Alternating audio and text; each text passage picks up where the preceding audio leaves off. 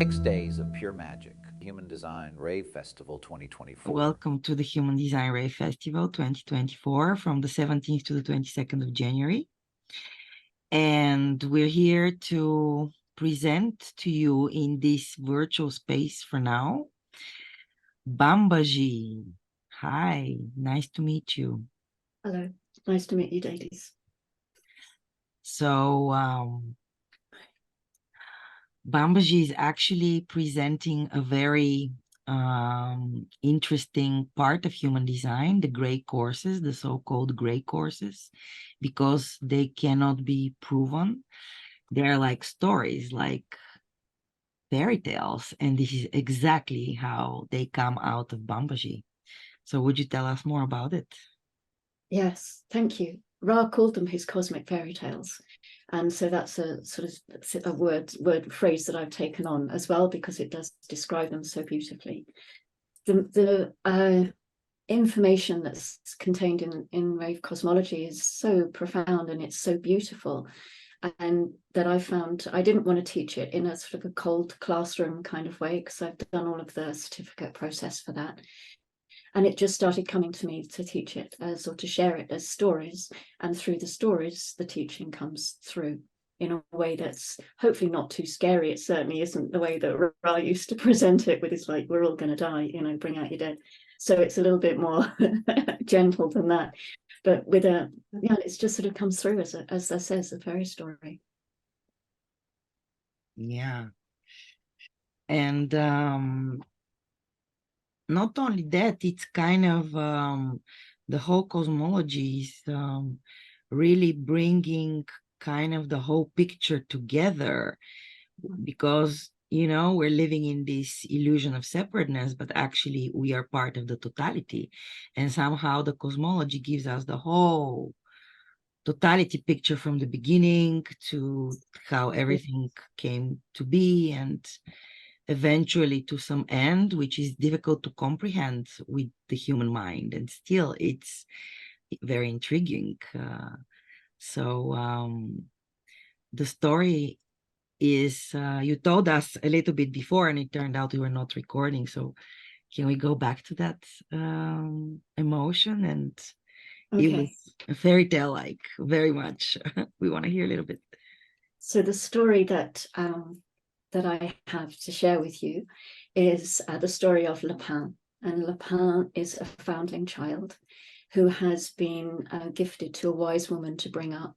And the wise woman is someone who trains her to become one of the wisdom keepers and one of the keepers of the wheel.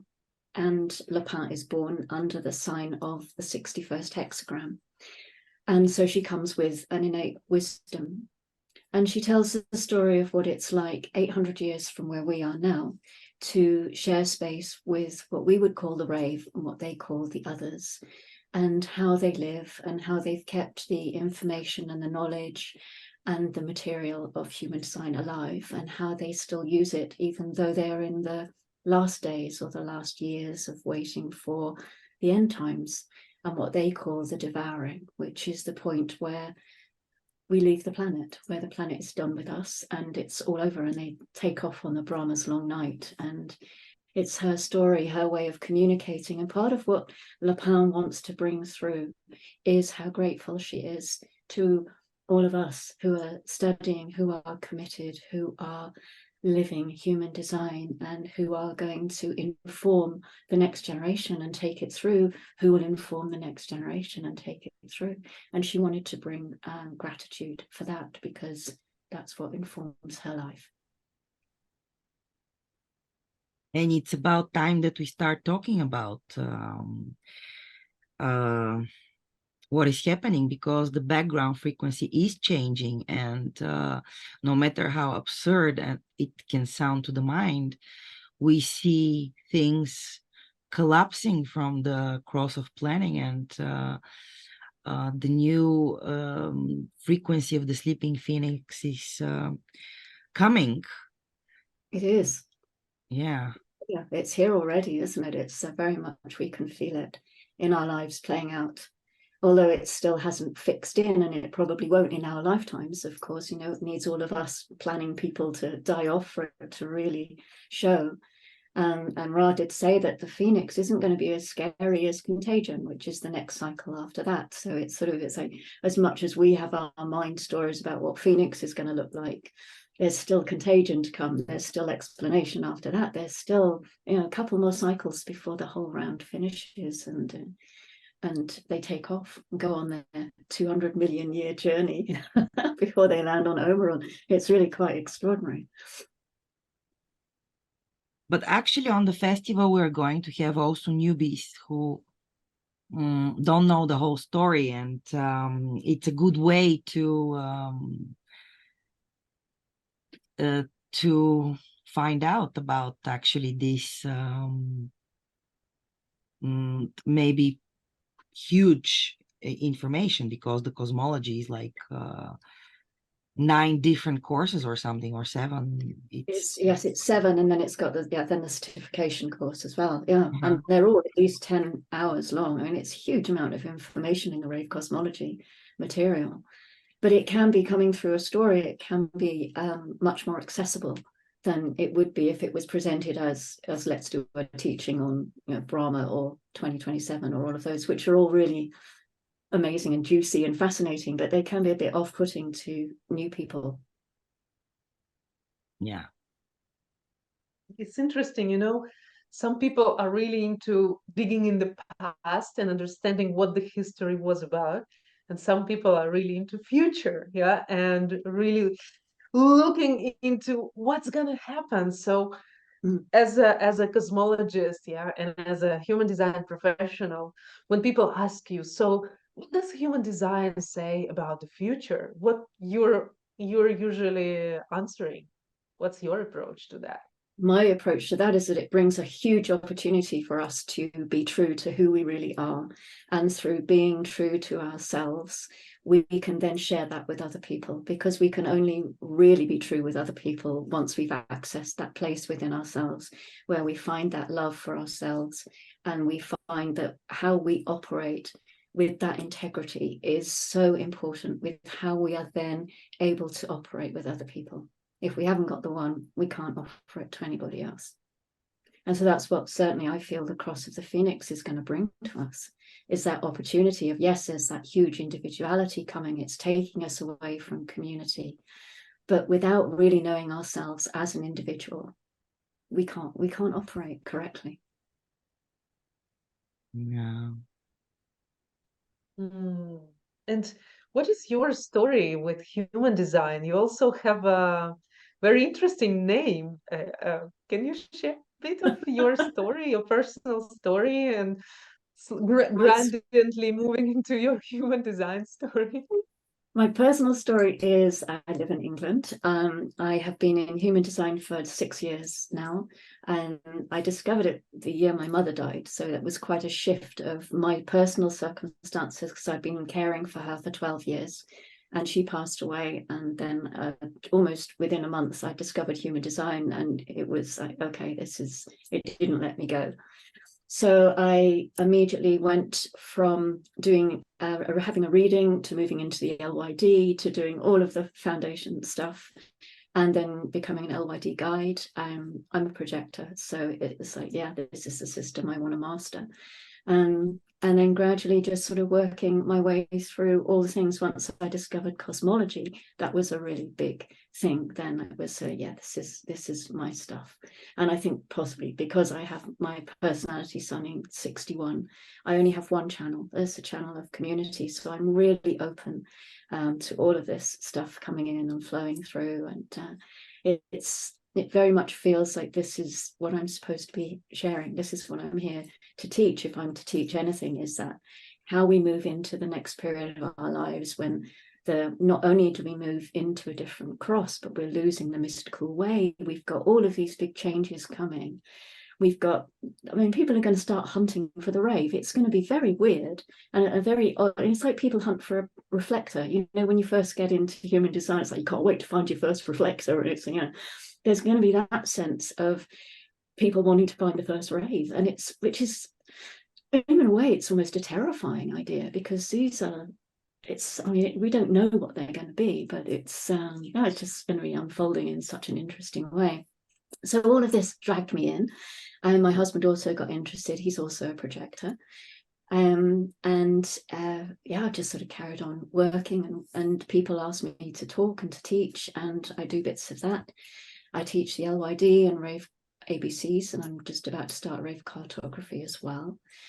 My name is not really a human design thing. I was Bambaji came from that. I used to shave my head many years ago. I was completely bald, and except for one little bit down the front of my head, which I used to plait.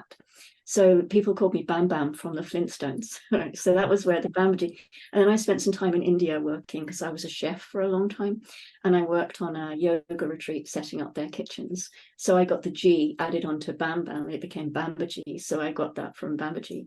And then I was in a meditation once, not long ago, about 3 years ago.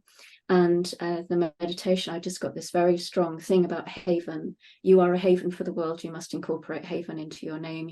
This is what you're going to be bringing to, as things break down and people get very confused and very frightened. The knowledge that I'm being given through human design is something I can share to give people a sense of, you're okay, it's all going to be all right. This is just the story unfolding. It's not personal.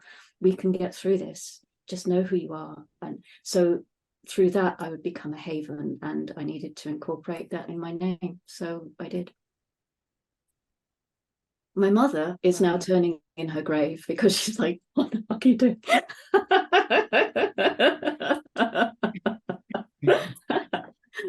Like most parents of those people interested in these weird things. Yeah, yeah, indeed. You haven't just joined a cult, you're now teaching for it. Well done. Yeah, actually, it's true. We do hear that when we get into human design, because maybe there is a different language and people see that we have a very special connection. Like when my husband hears me talk with human design people, he's like, your people there, So it does give the feeling a little bit that we are a community, and in a way we are, but human design is also a lone business, and in a way as well, not for everybody. So it's so nice that we're actually getting together and sharing ourselves. And at the beginning of the volunteer meeting, Julia, you said what you saw as your vision for this, that you knew lots of people and you had people come to you for teaching and so on, but you didn't have anyone that you could sit down and just share with and just have a community with. And that's really resonated with how I feel about it. I know a lot of people, but they're students, or they come to me for this, but to talk with my peers, to talk with to people that have a community with you is really special. So I'm very, very grateful that you're putting this together. Thank you so much. This is a no choice situation, when things happen, they just happen in the way they happen. And we are just a flow of decision-making process that just is.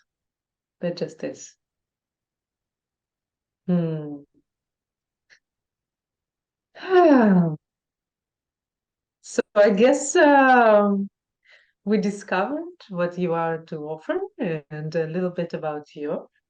And guys, if you have more questions, please write down in the comments and we will answer. And if you have any ideas, please share with us, because this event is co-creation and we try to include very much everyone who resonates with this knowledge. And we're looking forward to meeting you very, very soon. In Aura, in the Rave New Year. And online worldwide. So if you cannot come live to Europe, in the heart of Europe, Sofia, Bulgaria, a city of 7,000 BC, online is also a version. And through the neutrino, we will get connected to the totality, right? Yeah. Okay. Beautiful. Bambaji, do you want to say something? I'm looking forward to the festival. No, I don't. I have nothing else. It's been lovely talking to you, ladies. Is there anything else you need to know from me? Okay, we can discuss details in a sec, but for now, let's say bye to our lovely audience, and see you soon.